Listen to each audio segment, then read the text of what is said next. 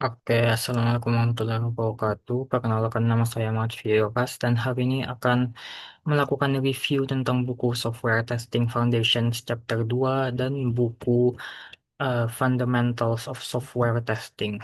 Nah, jadi di sini langsung saja ke review chapter 2-nya atau kita membahas sebentar. Ini judul bukunya Software Testing Foundation edisi kelima dan ditulis oleh Andreas Spillner dan Tyler Linz dan diterbitkan untuk edisi terbarunya di tahun 2021.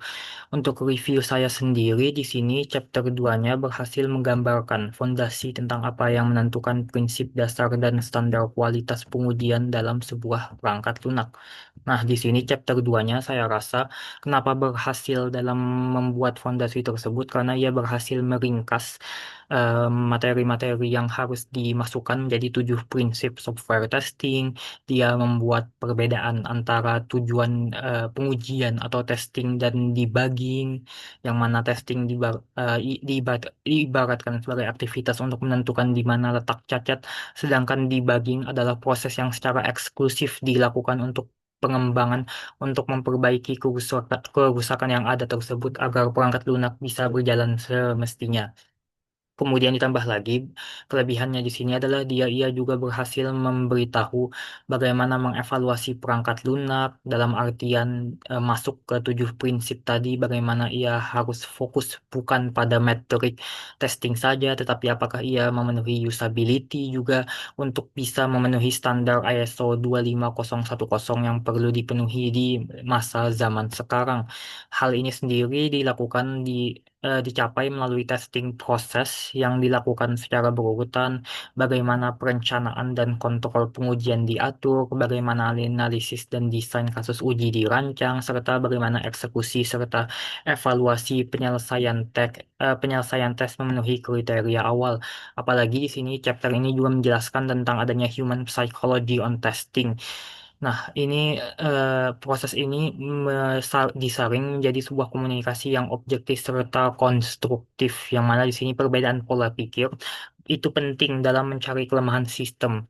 Yang mana berdasarkan pendapat saya sendiri, oh, eh, materi-materi yang disampaikan di chapter ini sudah bagus untuk menjadi fondasi dari ketika orang mempelajari bagaimana melakukan software testing dengan meringkas dan membuatnya mudah dipahami.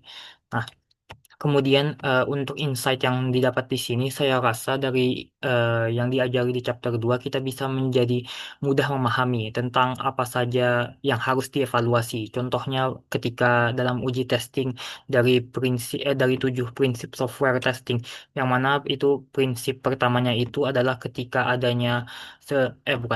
berhasilnya sebuah testing itu bukan berarti software akan otomatis berhasil, tetapi eh, cuma yang kita testing itu aja yang berhasil, bukan berarti tidak ada bug yang lain yang mungkin muncul ataupun mungkin di prinsip ketujuh dari 7 prinsip tersebut, yang mana ketika absence of errors, ketika tidak adanya error bukan berarti tidak adanya bug, dalam artian software itu masih harus memenuhi usability yang ada dari user. Maka dari itu ia penting untuk perhatikan. Apalagi ia juga membilang untuk mengacu pada ISO 25010 serta juga bagaimana human psychology on testing, dalam artian bagaimana seorang programmer itu berhubungan dengan programmer lain atau DevOps itu bisa membantu dalam melakukan software testing ini sendiri untuk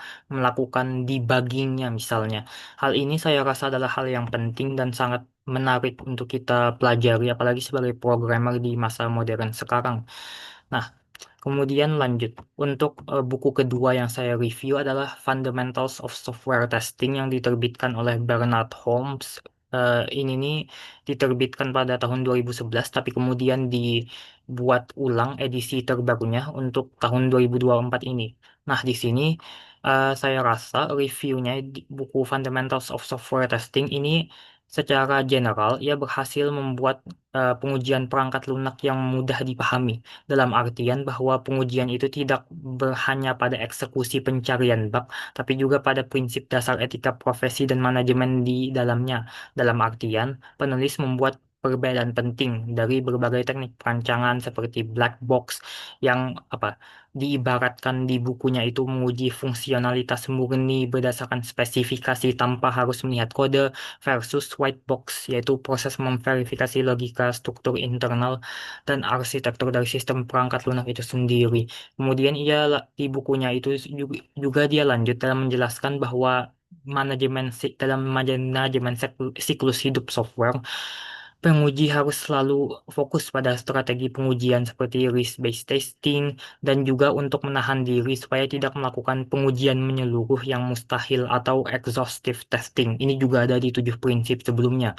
Nah, ditambah lagi juga demi memastikan kualitas perangkat lunak yang kuat, di bukunya ini juga membahas tentang bagaimana perencanaan dan estimasi tes itu dilakukan, bagaimana eksekusi dipantau, bagaimana siklus defect management diselesaikan untuk memenuhi standar spesifikasi awal, dan juga bagaimana itu penting bagi seorang tester untuk bisa mengidentifikasi pengujian menggunakan alat bantu otomatisasi atau test tools seperti debuggers yang terbaru misalnya, untuk bisa menjadi praktik pengujian tester profesional berstandar ISTQB, yang mana yang dimana harus tetap dijaga saat seorang penguji atau tester itu berkolaborasi secara langsung di lingkungan kerja proyek nyata.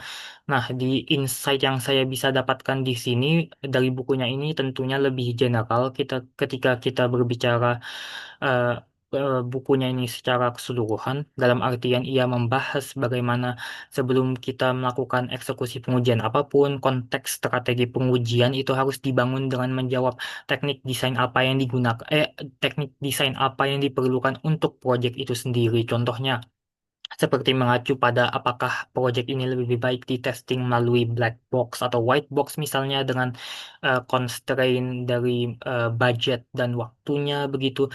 Dan apa tingkat prioritas yang sesuai itu, apakah pengujian berdasarkan resiko atau risk-based testing, dan bagaimana setiap fase manajemen memiliki standar pelaporan cacat spesifik yang mendasari prosesnya sendiri.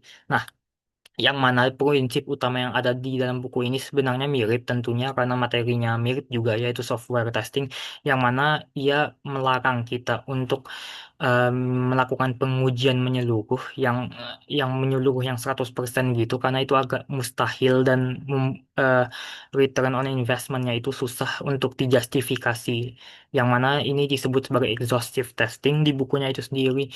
Dan juga bagaimana kita harus bukan harus tapi sangat-sangat dianjurkan untuk menggunakan alat otomatisasi untuk bisa menggantikan proses manual untuk mereview kode ataupun mereview usability projectnya itu berdasarkan black box yang ada, yang mana di sini kita bisa menggunakan teknik-teknik seperti static testing, tes design teknik, dan defect management untuk bisa menjamin bahwa project yang kita lakukan itu dilakukan dengan jalan yang efisien dan tidak membuang-buang waktu.